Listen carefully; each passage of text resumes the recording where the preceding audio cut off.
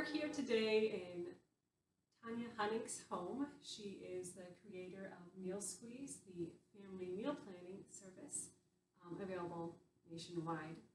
And it's been a great asset for my family, and I've really appreciated that. Tonya is a registered dietitian, and we're going to talk about fiber today. So, first of all, could we just hear a little bit about your background and how you came to be a registered dietitian? Yeah, so I'm originally from Northwest Iowa, as many of our Integro people are familiar. And my husband and I both went to Iowa State, moved out of the area into Central and Eastern Iowa for a while. Got some experience as a clinical dietitian and then also as a Hy-Vee grocery store dietitian. And I really enjoyed different aspects of both of those jobs, but one thing that really stood out is that almost everyone that I worked with said, I want to eat better, just tell me what to eat. I don't have time to figure it out. This is outside of my wheelhouse. I don't know what I should do. And so after about 10 years of working as a dietitian, I decided I needed to do something that would focus on that problem that people have. And that's when Meal Squeeze was born. So with Meal Squeeze, it's an online meal planning company. And what I really wanted to focus on was helping my typical Midwest client who eats a usual meat and potato diet and take foods that they enjoy, but teach them how to make them a little healthier and how to incorporate more vegetables, but also with focusing on ingredients that people in rural towns would be able to buy. So a lot of times with recipes that you may find on the internet, we can't even buy the ingredients here. And so I wanted to make sure that they were things that were readily available, familiar for our typical customer, and something that the whole family would be able to enjoy. Mm-hmm.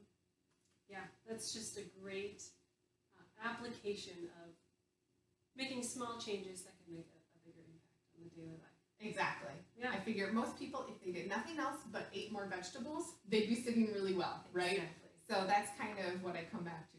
How can I get people to eat more vegetables? How can I teach them new ways to prepare them that they may not have known before? Just little ideas like that. And the stress or the challenge, the time commitment to planning a meal. You're not running to the grocery store. I don't. Yes. I don't run to the store as often, which means I spend less on snacks. Yes. And just taking it a little bit off my plate of preparation. Yeah, That's been great. absolutely. So you said you went to Iowa State. Mm-hmm. What drew you to Iowa State, or just the dietitian lifestyle? Yeah, so I actually went to Iowa State originally with the intention of studying animal science. I did animal science for 2.5 years, and I was going to focus on swine nutrition. And then halfway through my college career, I ended up taking just one human food nutrition course and just loved everything about it and didn't even realize that being a dietitian was an option until I took that class.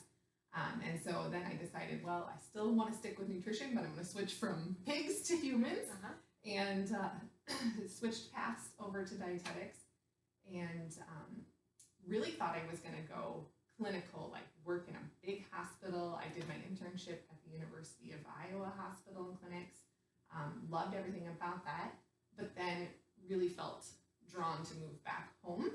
And so that's when I switched to working for Hy-Vee and ended up on more of a preventative community education approach, which turned out to be a really good fit for me.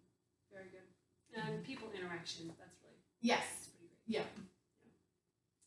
Yeah. Okay, so gut health, why as a dietitian, why is that so important? Yeah, so I mean, gut health is key to everything that we do as dietitians. We want to make sure that people are eating well, but also absorbing and utilizing what it is that they're eating. And in general, talking with people about their gut health just gives me a really good idea of how their overall health picture is. Usually if someone's not feeling well, there's some sort of gut tie to it. And so that can be a good way to go back to the root cause and really focus on that. So I spend a lot of time talking with people about their gut. I think that surprises people. They think we're just going to talk about food and calories and that type of thing, but we usually go more in depth than that. Kind of the canary. Yes, Yeah. exactly. So what are some key components to supporting gut health? Yeah, so there are several things that you can do diet-wise that can support a healthy gut. One of the most important things is eating enough fiber. And so that's usually a good starting place with people.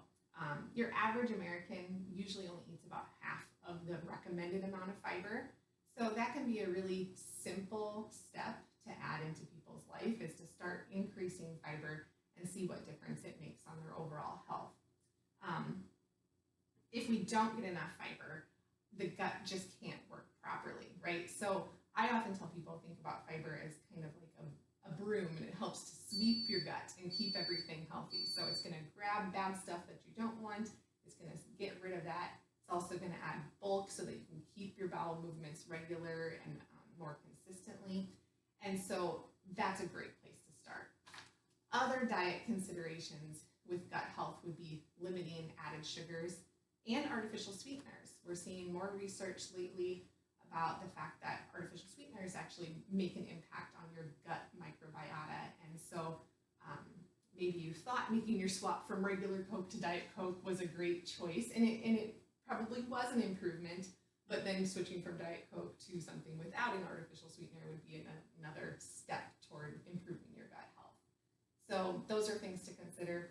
And then also just how can we increase fruits, vegetables, whole grains, good plant-based sources of food, and kind of crowd out some of those foods that aren't as good for our gut, like lots of red meats and lots of processed meats, and decrease that consumption while we increase the good stuff.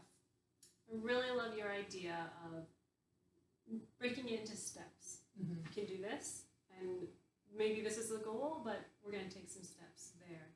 Because sometimes if you go from 1 to 100, it's not sustainable, and it's easy to just throw up your hands and say, it's not worth it. Yep, this is too hard. I can't keep up with this. And so, yeah, I try to meet people where they're at and figure out what's something that's going to be sustainable for you. And for some people, getting rid of processed foods isn't going to be sustainable. I think for most people, that's not sustainable. But adding in a bowl of oatmeal so you get more fiber, something they could do. So little baby steps that will add up over time. Meeting people where they're at, that's great. Mm-hmm. So you have mentioned fiber. Can you tell us a little bit more about the types of fiber and how to introduce them? Yeah, so there's two main types of fiber, soluble and insoluble. And a lot of foods have a combination of the two, but we look at them separately because they kind of function a little bit differently. So soluble fiber dissolves in water, and it creates a kind of a gel-like consistency. And that, when it's in your gut and it makes that gel, helps to absorb things like excess cholesterol, toxins that are created by digestive processes, and it grabs onto those and gets rid of them. So soluble fiber is known for helping to soften the stool and helping to rid the body of waste. That's the sweep. Yes, that's the sweep, right? Insoluble fiber does not get digested at all. It doesn't get turned into that gel-like consistency. So it basically just adds bulk. So it's also important for that sweeping because what it does is it bulks up your stool and keeps it moving more quickly. So you need the combination. But with the soluble fiber, that is also a good source of prebiotics or food for your healthy bacteria in your gut. So it gets digested by those bacteria, and so it's important that you have both types of fiber in your diet. Very good. So you've been very successful with Flourish and using your sphere of influence to help teach people. What is one thing that you like about Flourish, and why you've chosen Flourish? Yeah, so I started taking Flourish several years ago. I think it actually was about 4 years ago when our oldest had C. diff. If you're familiar with that at all, it's just a terrible diarrhea bug. We still don't really know where she got it from, but we just could not get her stomach back to normal. And we had a couple other just nagging things in the family. One person that was dealing with a lot of bloating and excess gas. I had a lot of issues with seasonal allergies. Like my gut felt pretty good, but I was just always stuffed and runny nose and all those things. And so we ended up trying Flourish to help resolve the diarrhea that was related with the C. diff and the antibiotics. And we had tried a lot of other brands of well-respected, generally considered good quality probiotics, and really just did not have results with them. And it was just amazing to me how much better the Flourish worked for our whole family. And so, yeah, like I said, we've been using it for about 4 years now. I can tell if I ever run out and I do go for a while without taking it, my allergies are back in full force. If my kids start to get a little irregular, we look back, oh, have we been missing some of our doses? Or if we go on vacation and we forget to bring it along or whatever, we notice for sure if we don't take it regularly. So I think that there's definitely something to be said for the fact that the living liquid just is more potent. It just it works better in our bodies than the freeze-dried powders. And I think in general, it's more effective for a larger population of people. With the encapsulated ones, I'd work with people and say, well, try this brand first. And if that one doesn't work, then try this brand. Mm-hmm. And if that one doesn't work, then try this brand. And we could usually find something that worked, but it was a lot of guess and check and a lot of money spent on trying different strains and different brands. This one I can say, try Flourish, start with a tiny dose, work your way up, and I just think it works generally better for people. Yeah. So you found that because it is living and probably a lot of the good things that the bacteria kick off during the growth phase, mm-hmm. and just the fact that it's stable and able to get through the stomach successfully has been a key. That's very great. Mm-hmm. That's always fun to hear. It's always fun to hear people's personal stories and how something can help so much in their daily life. Yeah. So thanks for sharing that. It's really fun. Okay, so just to review, fiber, 2 types. Both are important in their own way. Mm-hmm. Gradually add in. Take small steps. Small steps can get you pretty far. Yeah, so I didn't mention, if you're focusing on adding in fiber to your diet, you want to make sure that you increase your water at the same time as your fiber, so you don't end up getting constipated. So this is one thing, we're going from no fiber to a ton of fiber isn't going to be helpful. You want to slowly work your way up.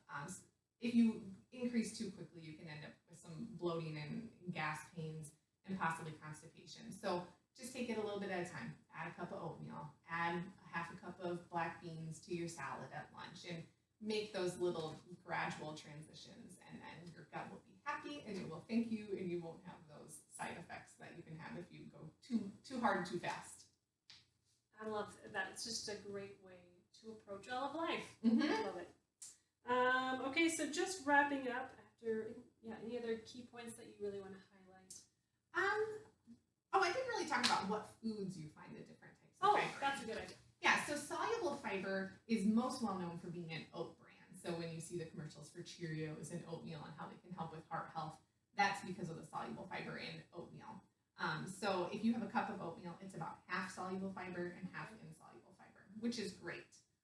So if you're shooting for 30 grams of fiber in a day, you want to try to have about 10 of those be soluble fiber. So it's not that hard if you focus on it. If you have a cup of oatmeal and you have a half a cup of black beans, you're well on your way. But other sources of soluble fiber would be fruits are a great source. Like I said, the oat bran, and then also things like lentils and certain types of vegetables. Insoluble fiber is found in more of your whole grains. So wheat bran, in contrast to oat bran, is higher in insoluble fiber. Choosing like whole wheat bread, whole wheat pasta, or any other whole grains would be a good source of insoluble fiber. And also most of our vegetables. So they add that big roughage bulk, and that's where we're getting that fiber from. Okay. Very good. That's a good application piece. Yes. And then just to wrap up, I always think this is really fun since we ferment at Integro. Yes. What are some of your favorite fermented foods or beverages? Well, I love kombucha. That was actually, before we started taking Flourish, we started by drinking kombucha every day, which we love, but we couldn't afford to do it. So one day I'd like to get into brewing my own, but I've got too many things on my plate right now. But So love kombucha. The other thing that we love is traditionally long fermented sourdough bread. So I do make that at home and really enjoy that, and actually started doing that because of the research on the decreased blood sugar spike with traditionally fermented sourdough. So those are probably my two favorite fermented foods and drinks. You know, I just really like to encourage people to ferment stuff. It's just really fun. It's like having a pet you can eat. Yeah, So, perfect. Yeah, it's very fun. Well, thanks for all of your insights. We should say you have a code for if you want to check out Meal Squeeze. Yes. If you want to give it a try, you have a code to use? Yeah, you can go to mealsqueeze.com and you can see about the different plans that we have. And then if you choose to sign up, you can use the code DEAL25 and get 25% off any of our plans. Very cool. Deal 25. So thanks for welcoming us into your home. It's very beautiful. And Thank you. it's been really great to get to know you a little better. Yeah, thank you.